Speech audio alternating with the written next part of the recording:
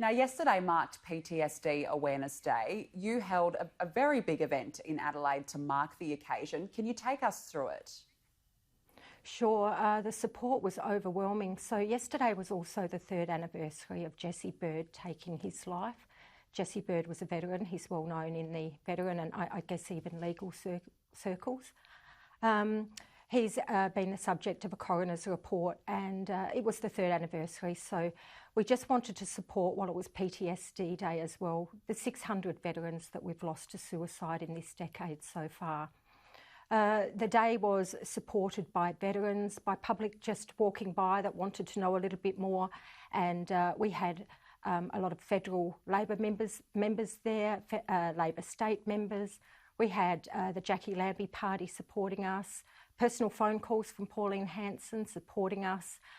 We had Centre Alliance there as well, and One Nation supporting. It was an amazing day. It was being able to talk about why we need a Royal Commission, as well as the Adelaide Motorcycle Group Club joined us, and Veterans Motorcycle Club, I should say, joined us and tied ribbons for their brothers that they've lost.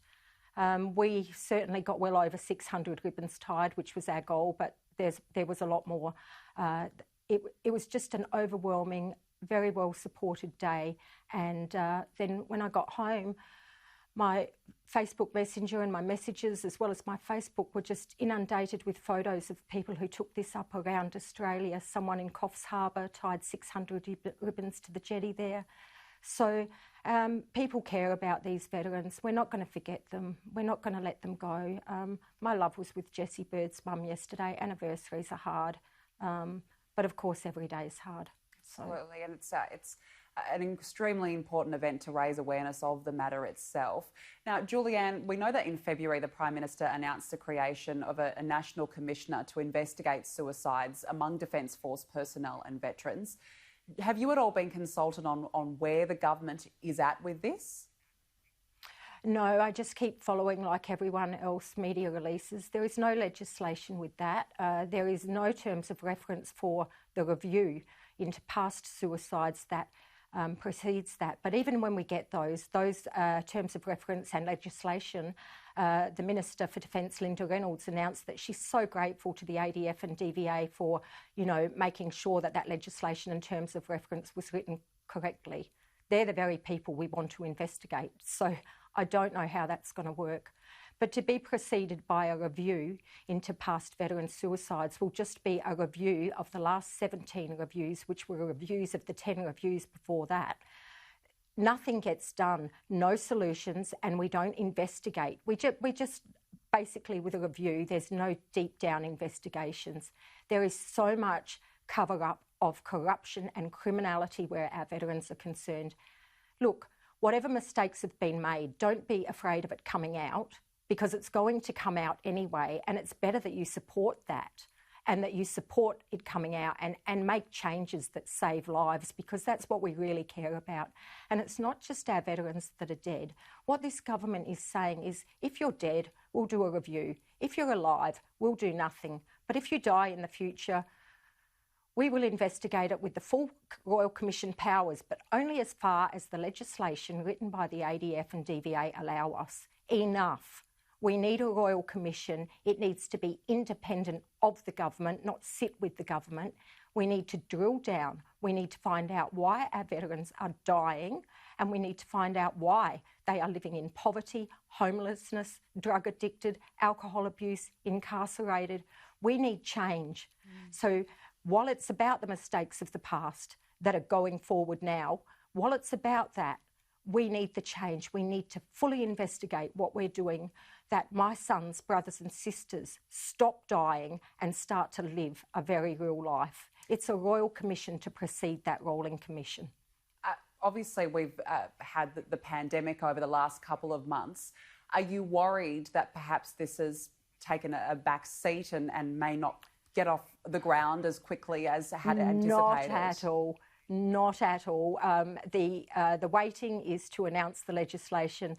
We had the member for Hewitt in Parliament last week, spruiking the commissioner, the new commissioner. We've had media releases from Darren Chester saying that they're going to go, forward with it, and they've got all the states on board. No, just whatever they're doing, they're not doing as loud. They're just doing it quietly. They know they're wrong. They know it needs to be investigated. They're just trying to cover up, and it doesn't take a back seat.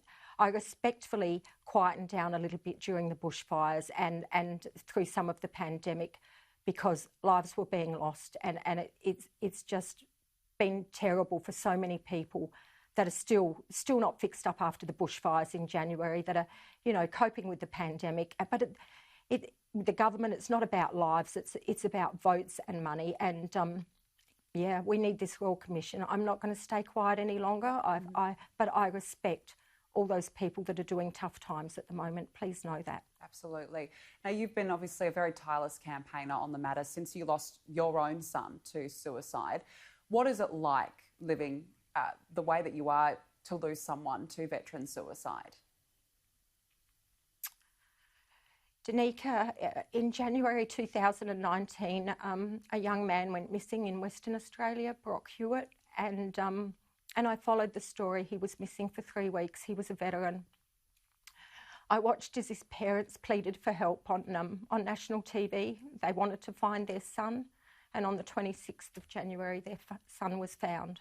He is another statistic of veteran suicide, and I don't like that. His name is Brock.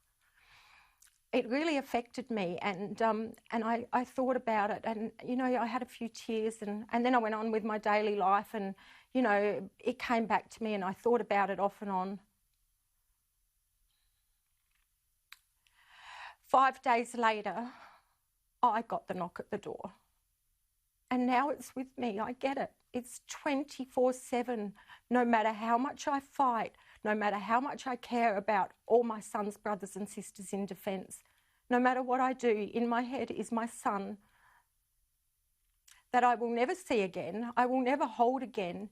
And the aim of having this investigation is not one more mother. And by that I mean mothers, fathers, partners, not one more. It's time to investigate it. We've been asking for a Royal Commission for over 100 years. Come on, just call it. It needs to be done. It is 24/7. And if it's like that for me, then I can guarantee it's like that for thousands of others. We need this. We need to investigate what's wrong. And I try not to be emotional. I try to keep this articulate. But in the words of Bruce and Denise Morecambe, you picked on the wrong mother. We need a Royal Commission. Julianne, you do absolutely wonderful work. You're a tireless campaigner, and you're certainly really doing a great job spreading the message out there, and we certainly appreciate you coming on Sky News today to raise awareness of what is obviously an extremely sensitive matter. Julianne Finney, thank you so much for your time with us this afternoon. Thank you.